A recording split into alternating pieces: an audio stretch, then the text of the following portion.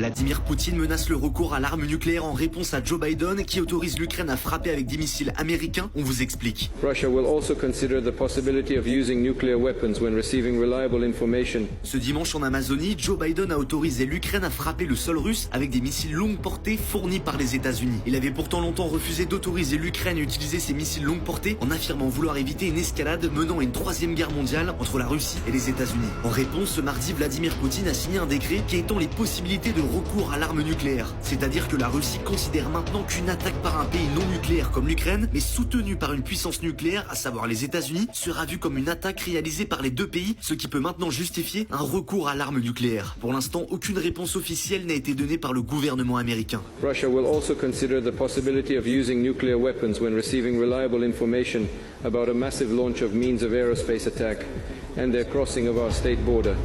This includes strategic and tactical aircraft, as well as cruise missiles and drones, hypersonic and other delivery vehicles. Russia reserves the right to use nuclear weapons in case of aggression, including if the enemy using conventional weapons poses a critical threat. Alors faut savoir que c'est de pire en pire, ça s'accélère hein, clairement. On a même la Suède qui encore une fois a envoyé 5000 bouquins à leur population, 5 millions de bouquins pardon à leur population pour leur expliquer comment se comporter en temps de guerre.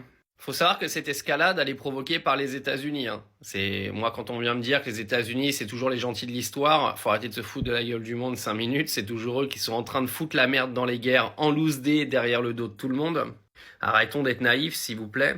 Et en plus que Biden ait autorisé Zelensky à utiliser des missiles balistiques tout simplement parce qu'il a envie de foutre la merde avant que Donald Trump arrive à la présidence des États-Unis au mois de janvier, eh ben Zelensky ne s'est pas fait prier et on a déjà envoyé 5 sur le territoire russe, 4 ont été interceptés, le 5e il y a des débris apparemment qui auraient atterri sur une base où il y avait des dépôts d'armes russes. En tout cas, ça s'accélère. Jusqu'où ça va aller, on n'en sait rien. On n'est pas là pour faire paniquer les gens. On est quand même là pour informer. Mais ce qui se passe, faut arrêter aussi de le cacher. Il y a une guerre clairement en préparation. Emmanuel Macron la soutient. Il l'a encore dit hier. Et je le répète et je le redis de toute mon opinion la plus claire. Cette guerre n'est pas pour défendre l'Ukraine. Cette guerre, elle est pour agrandir le territoire de l'Union européenne, elle est pour agrandir l'influence de l'OTAN contre la Russie, parce que je le répète à beaucoup qui n'ont toujours pas compris, il y a 2300 km de frontières communes entre l'Ukraine et la Russie. Si l'OTAN met la main sur l'Ukraine, la Russie est en réel danger sur son territoire.